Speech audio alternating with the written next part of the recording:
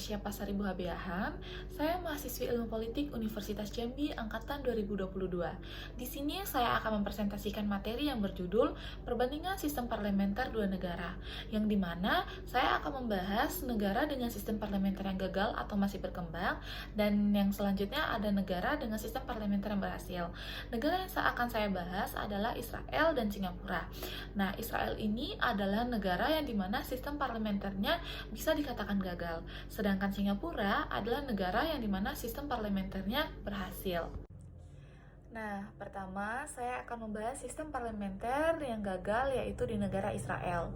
Sistem parlementer yang diterapkan di Israel belum dapat dikatakan berhasil, meskipun dirancang untuk menciptakan pemerintahan yang representatif dan inklusif.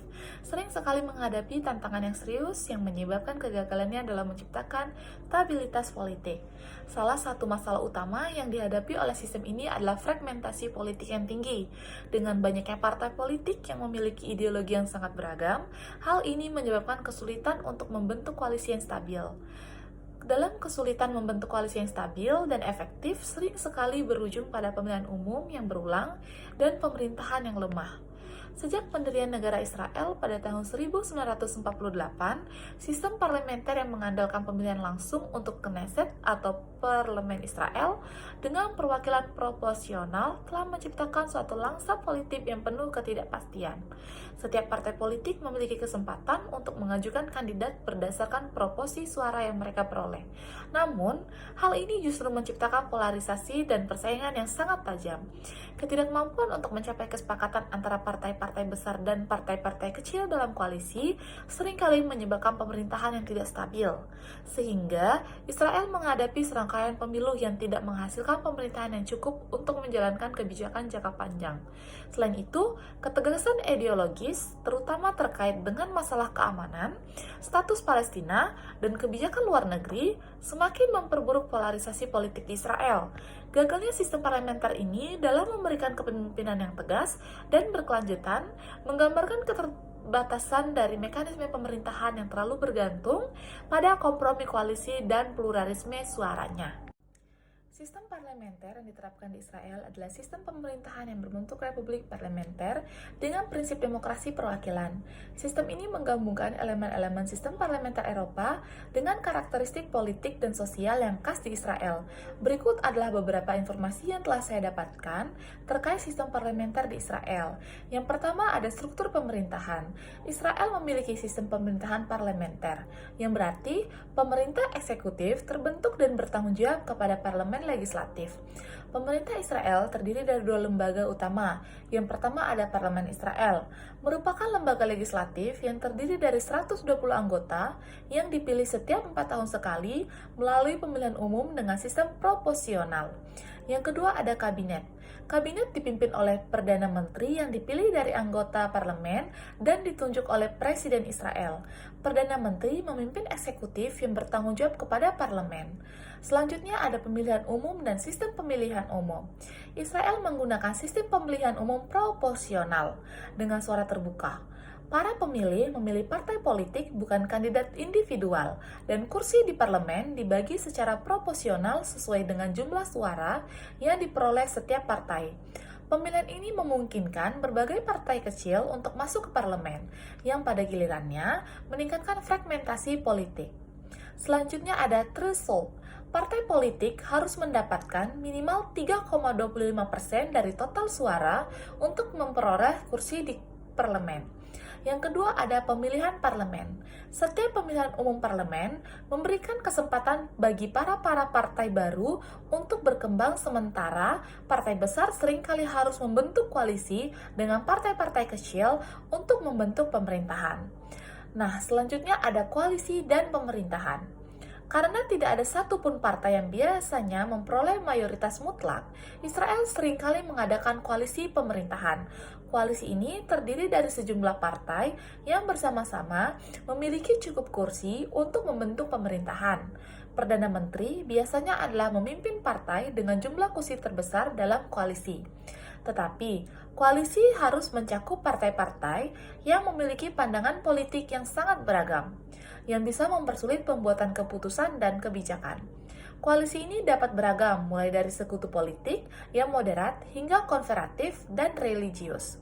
Ketidakstabilan koalisi sering sekali menyebabkan ketegangan politik, kegagalan dalam menyusun kebijakan, bahkan pemilu ulang.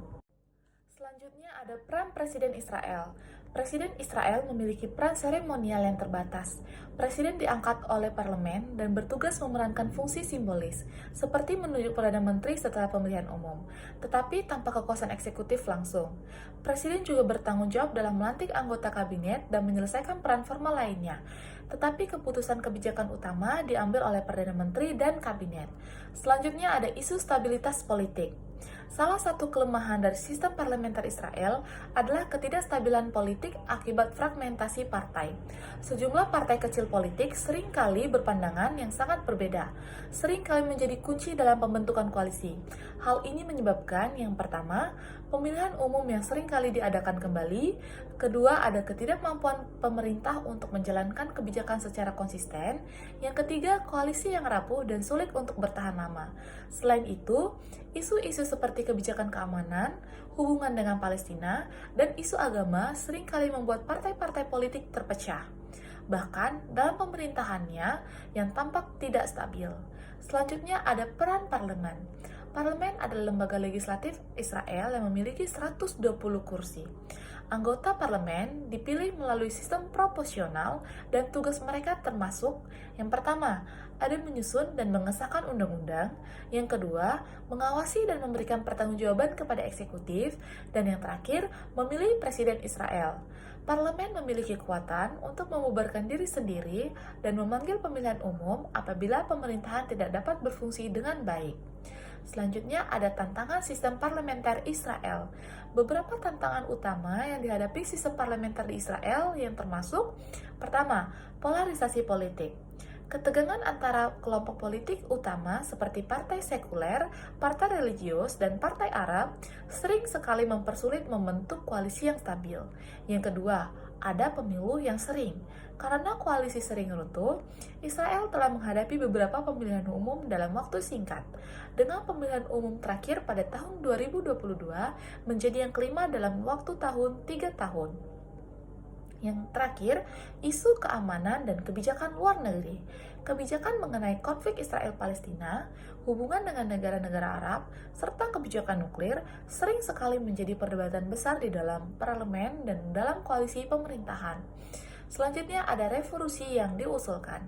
Beberapa pihak di Israel telah menyuarakan reformasi untuk mengatasi kelemahan sistem parlementer ini, seperti meningkatkan ambang batas pemilihan. Yang kedua ada mereformasi sistem pemilihan agar lebih berorientasi pada kandidat individual bukan hanya partai. Yang ketiga menyusun sistem pemilihan langsung untuk Perdana Menteri agar meningkatkan stabilitas pemerintahan. Baiklah, setelah materi tentang sistem parlementer yang tidak berhasil di negara Israel, saya dapat menyimpulkan bahwa secara keseluruhan, sistem parlementer Israel memiliki kelebihan dalam hal representasi yang luas dan demokrasi yang inklusif. Namun, juga menghadapi tantangan besar terkait stabilitas politik dan pembuatan kebijakan. Fragmentasi politik yang tinggi dan ketidakmampuan untuk membentuk koalisi yang solid sering sekali mengarah pada ketidakstabilan pemerintahan yang menjadi perhatian utama dalam politik Israel. Baiklah, selanjutnya saya akan membahas sistem parlementer yang berhasil, yaitu di negara Singapura. Sistem parlementer di negara Singapura adalah salah satu yang stabil dan efisien, dengan ciri khas pemerintahan yang sangat terpusat dan terorganisir dengan baik. Sebagai negara yang memiliki sistem pemerintahan parlementer, Singapura mengadopsi prinsip-prinsip demokrasi perwakilan dengan beberapa elemen khas yang membuat sistem ini berfungsi secara efektif. Berikut adalah gambaran umum tentang sistem parlementer yang ada di Singapura. Yang pertama ada struktur pemerintahan. Singapura mengadopsi sistem pemerintahan republik parlementer dengan kepala negara yang bersifat simbolis dan kepala pemerintahan yang menjelaskan fungsi eksekutif.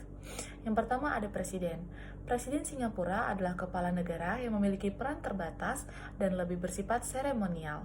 Meskipun memiliki beberapa kekuasaan konstitusional seperti penguasaan terhadap pengeluaran pemerintah dan persetujuan anggaran, presiden tidak terlibat langsung dalam pengambilan keputusan urusan sehari-hari. Yang kedua ada Perdana Menteri.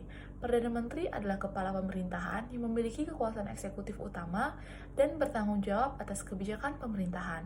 Perdana Menteri biasanya adalah anggota parlemen yang memiliki partai dengan jumlah kursi terbanyak setelah pemilu. Perdana Menteri bertugas memimpin kabinet dan menetapkan kebijakan nasional. Selanjutnya ada Parlemen Singapura.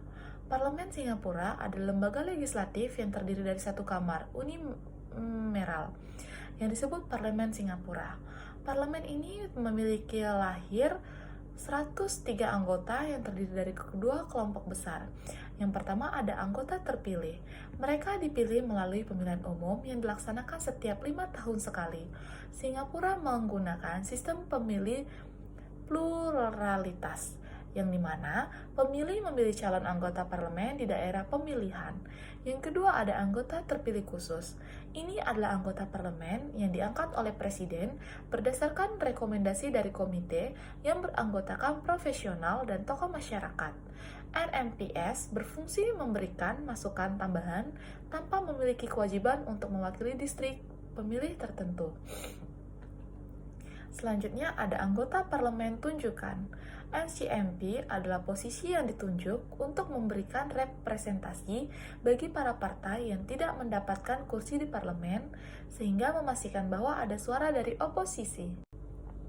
Selanjutnya, saya akan membahas pemilu dan sistem pemilu di Singapura.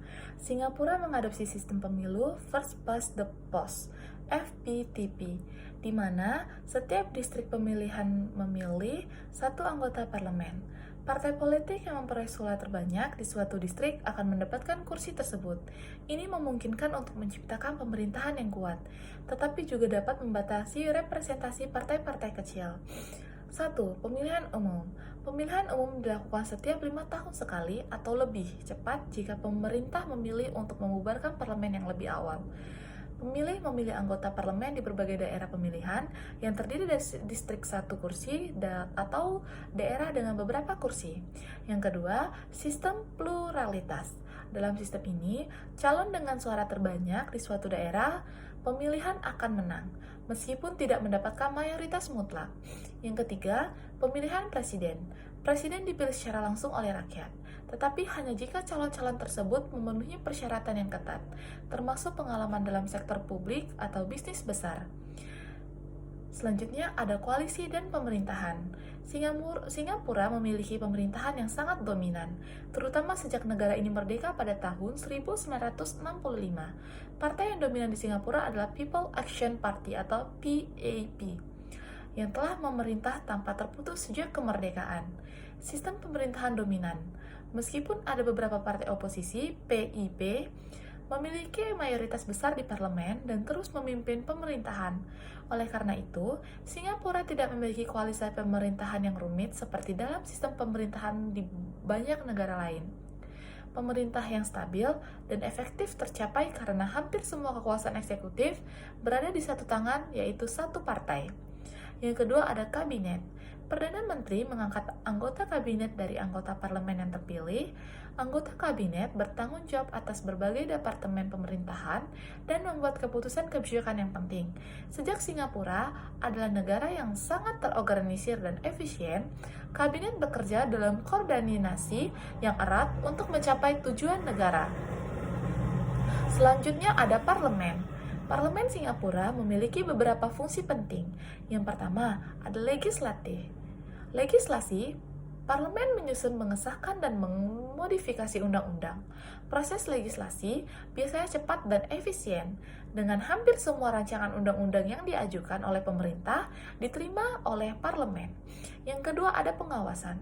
Parlemen memiliki kewajiban untuk mengawasi kebijakan dan tindakan pemerintah melalui pertanyaan dan debat. Meskipun mayoritas parlemen dikuasai oleh PIP, oposisi tetap memiliki kesempatan untuk mengajukan pertanyaan dan menuntut pertanggungjawaban dari pemerintah. Yang ketiga, anggaran dan keuangan. Parlemen anggaran memiliki otoritas untuk mengesahkan anggaran tahunan pemerintah yang penting bagi pelaksanaan kelangsungan operasi negara. Selanjutnya, ada stabilitas politik. Salah satu fitur utama sistem parlementer Singapura adalah stabilitas politik yang luar biasa. Pemerintah PIP telah lama menikmati dukungan mayoritas dalam parlemen, dan koalisi partai yang kuat atau pemerintahan yang rapuh jarang terjadi. Sistem ini memungkinkan Singapura untuk menjaga arah kebijakan yang konstitusian dan terorganisir, terutama dalam hal ekonomi, perdagangan, dan kebijakan luar negeri. Contohnya itu yang pertama ada efektivitas pemerintahan. Karena dominasi PIP, pemerintahan di Singapura sangat efisien dan memiliki kapasitas untuk merespon perubahan dan tantangan dengan cepat.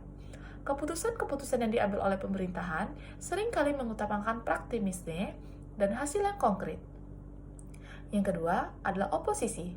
Meskipun PIP mendominasi, ada partai-partai oposisi seperti Workers' Party atau WP yang berhasil memperoleh beberapa kursi di parlemen. Namun, pengaruh oposisi terbatas karena ada PIP tetap memiliki mayoritas yang kuat. Selanjutnya ada tantangan dan kritikan.